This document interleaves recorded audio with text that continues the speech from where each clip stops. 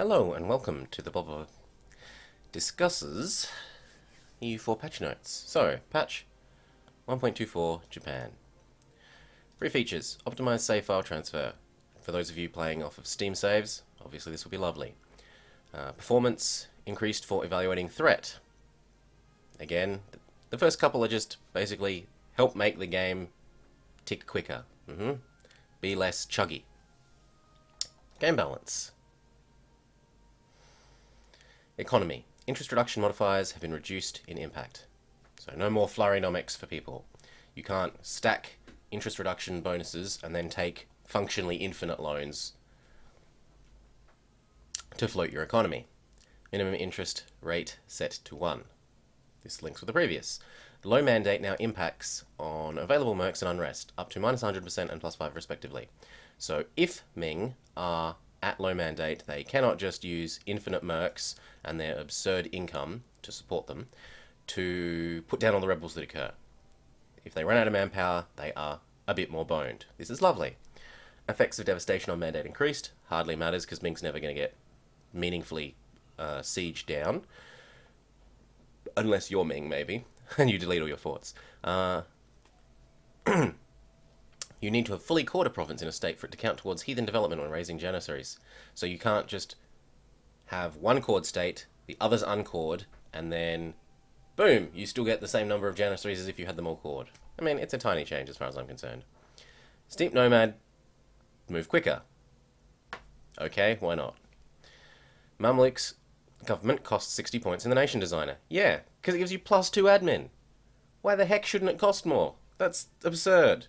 If anything, that's underpriced. But anyway, Horde Estate is less crippling to Horde Unity when mad. This will mean that your Horde vassals are less shitty, mostly. It also is nice if you are playing a Horde and don't want to have to be at war constantly. But for me, as far as I'm concerned, this just means your Horde vassals are less shit. Tribal Allegiance decay is now capped to be not more than -3 a year. So the newly introduced Tribal Allegiance crap, where if you're one of the sheep / cow nomad peoples in well, let's just go look. If you are one of these types of people, where's the government types thing? There is one for government types. I thought it was in the government one. Yeah, here we are. All these brown, these tribal federation things, which have the tribal federation points. So let's just pick, let's assume Shamar is SH tag SHA. No, that is Shawnee. Okay. Well, what about Naj? There we go. So this crap is capped at -3 a year, which is lovely, and it will help you do the achievement to do with forming Arabia and then having max tribal allegiance. Unit movement speed reduced from 1 to 0.7. So this is to do with steep nomads stick at the same speed, everyone else is slower. Drilled armies move faster. Mercenaries slow them down. So if you have a mixed army, it will move at the slower speed. If you have a pure drilled army, then it will move at the speed presumably of the least drilled unit, which as soon as you hit that consolidate button, all your speed's in the bin. Overlords can no longer build in tributary states. Fucking fantastic. You start sieging, full siege down Ming, stack wipe him, and he's like, oh, I still own provinces in Ayutthaya. He's my bitch. I'll re-raise an army. No, no, because you can't siege down those provinces to prevent him raising them. You would have to carpet siege. Like, not carpet siege, but carpet deploy, so that if he raises a unit, it's instantly fought. Anyway. Rearrange the army professionalism bonuses. Reserves morale impact and general cost. So instead, well actually let's just go back in game. Into here. This one is now reduced morale damage taken by reserves by 50%. And the last one is cheaper generals. Because before, once you got here, you would just click the general button to get all the way up to the top. And you could go up, spend it down to get manpower, up, spend it down to get manpower, up, spend it down to get manpower. And it was a very convenient way of converting military points into manpower.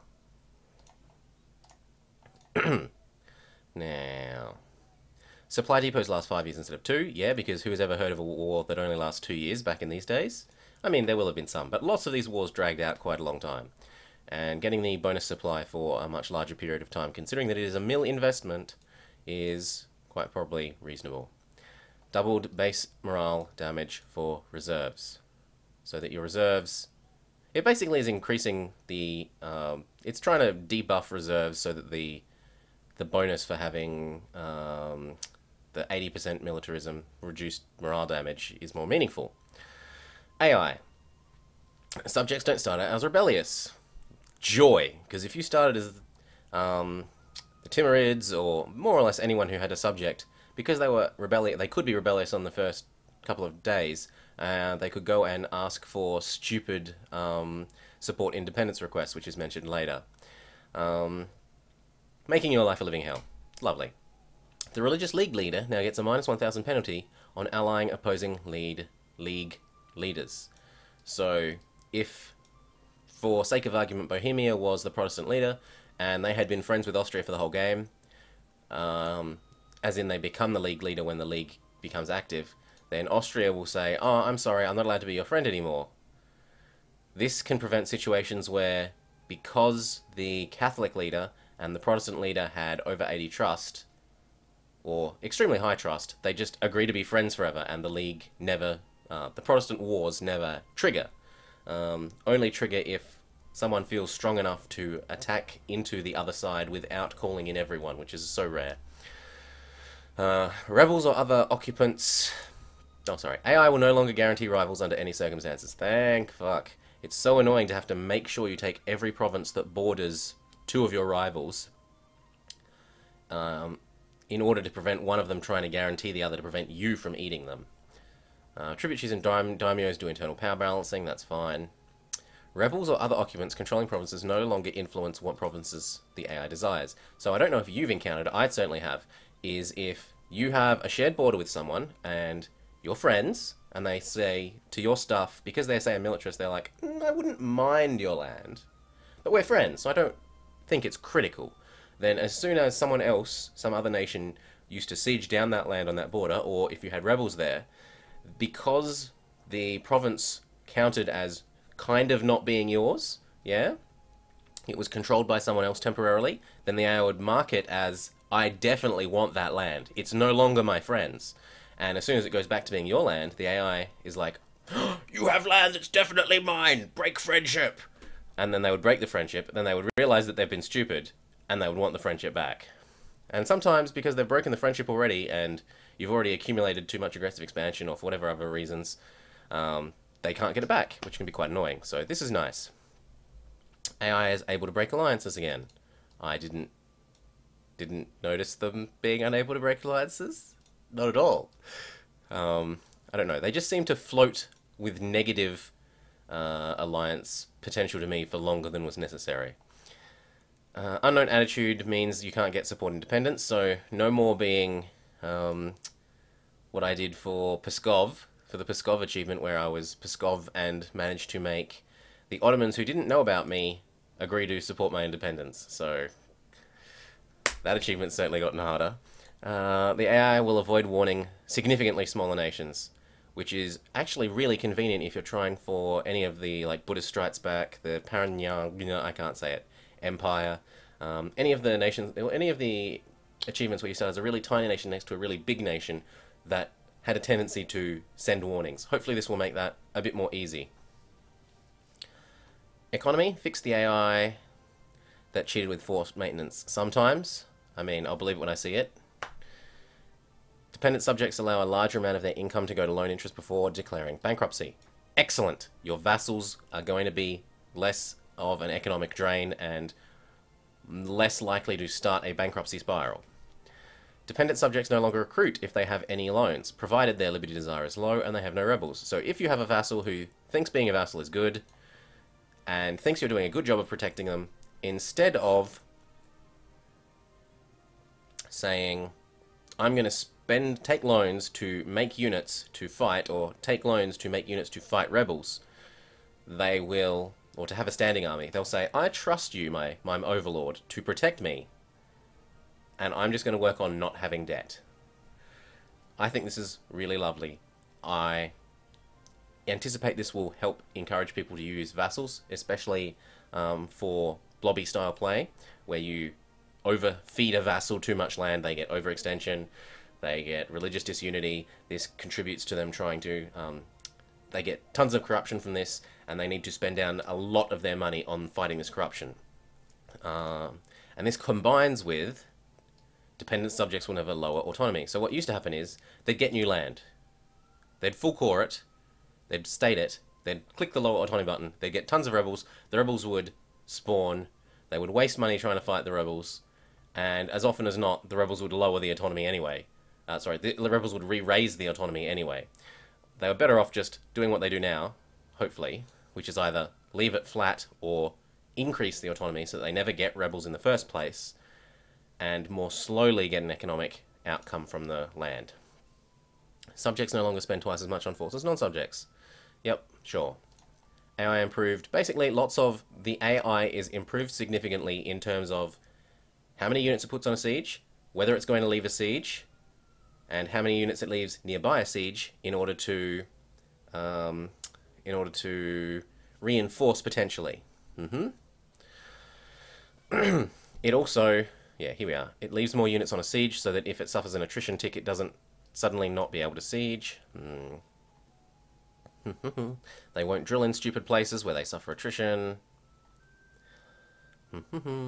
Oh, this is lovely. So I don't know if you've ever seen, I've certainly seen a number of my campaigns, like France or Spain or someone will have like 80 units sitting on a border province, as on a coastal province, suffering tons of attrition, waiting to be transported over to the New World. This is the fix that should stop that. Identified where approximately in code AI fort zone of control ignore bug comes from, and tried to suppress it.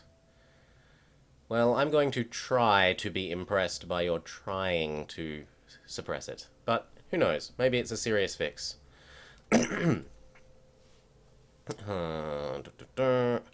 Fixed endless wars, so basically the AI gets lots of war score but doesn't siege down a fort. Without sieging down a fort they can't take land, but they see themselves as significantly winning the war, so they refuse to end the war. This is fixed. Disobeying. Yep, I've seen this. I've seen this several times.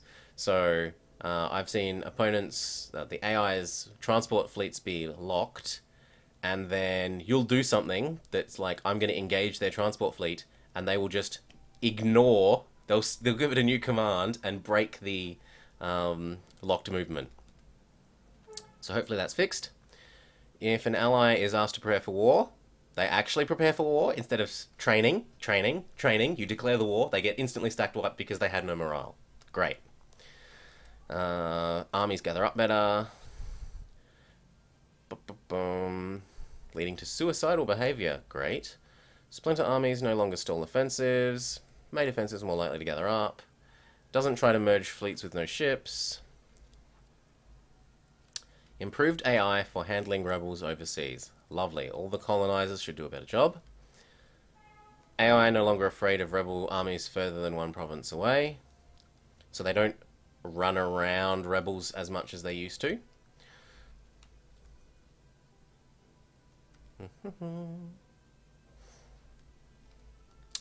Just a couple of little fixes to do with drilling.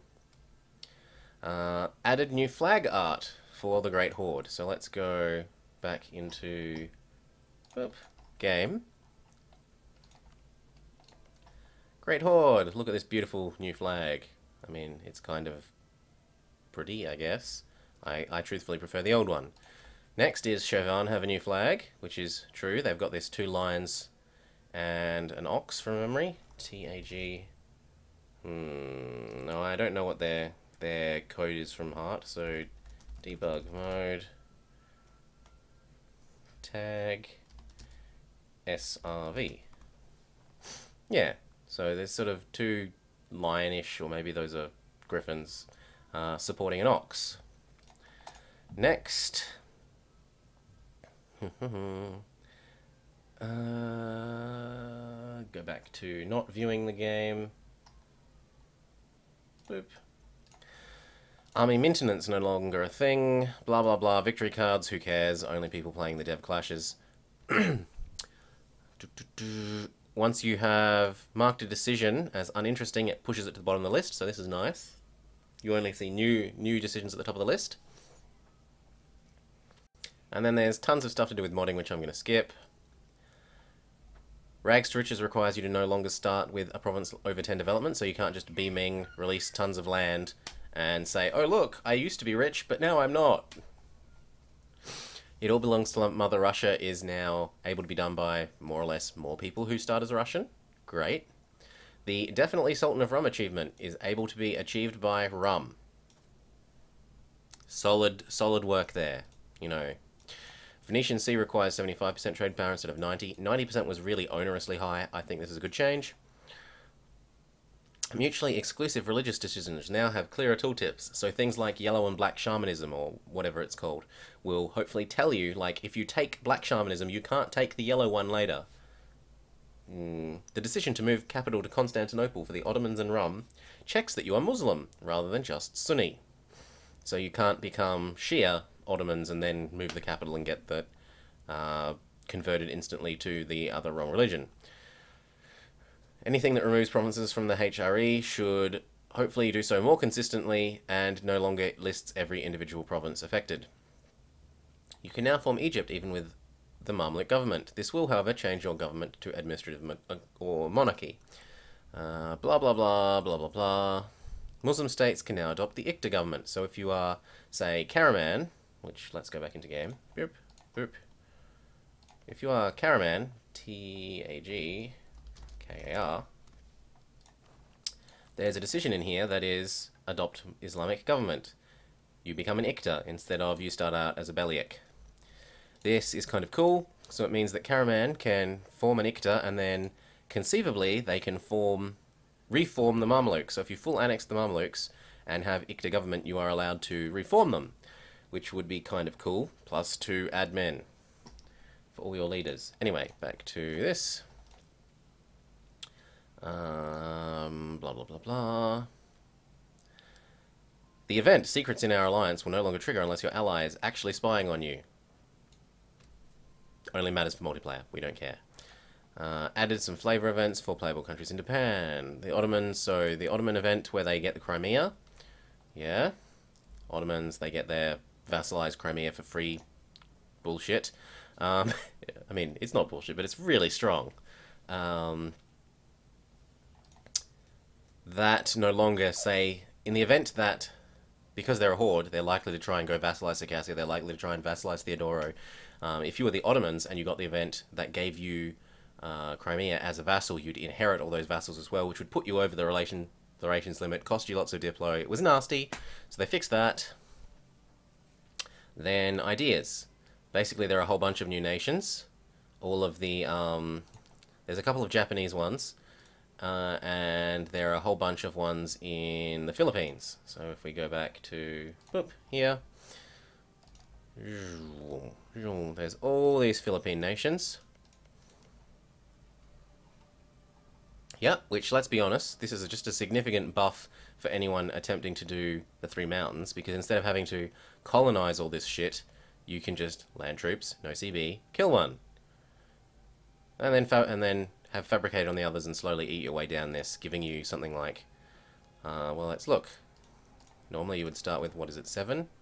5 development, and have to spend like 60 years colonizing all this bullshit.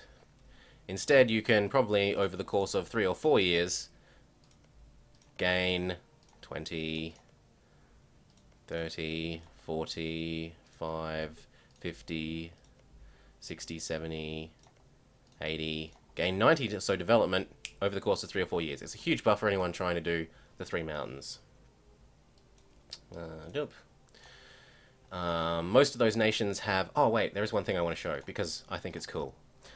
So most of these Philippine nations have boat and boat maintenance and trade-related ideas, but Cebu here, he just has the best flag ever. Gules, a tiger, Salient, Dexter. No, not Dexter, the other one. Sinister. Anyway, a red flag with a tiger jumping to the right is cool. It's a cool flag. I want to play as this nation only because of the flag. Timurid traditions now have +1 land leader shock instead of reduced nationalism. I mean, they're not a horde. They shouldn't maybe have the reduced nationalism thing. Land leader shock is still really strong though, so it's not a bad change. Timurid idea gives +10 land morale instead of +20 cav power. Great from my perspective because I don't use cav, so that makes it more Prussia-y instead of pointless, useless bonus that you're never going to use. Upped the weights for the Ottoman mission to conquer Constantinople, so they're more likely to take this mission. Bye-bye Byzantium. And yeah, it tells you about introducing all those new things, tells you about introducing all the new daimyos. QQ no longer accepts Armenian, blah blah blah. Lots of the, beg pardon, people who used to be Sunnis but not Iktas are now Iktas. Especially the ones in like Brunei, Pasai, Siak, lots of the Philippine ones. And then a whole bunch of little bug fixes that we're not going to discuss. Cool. So I hope that's been a nice first impressions video. Give me some feedback if you think I should keep doing these. I don't know, I thought I'd want to give it a try. I probably will, at least for 1 or 2. In any case, I hope you've enjoyed watching, and you'll join me for a series or another update video soon. Bye-bye.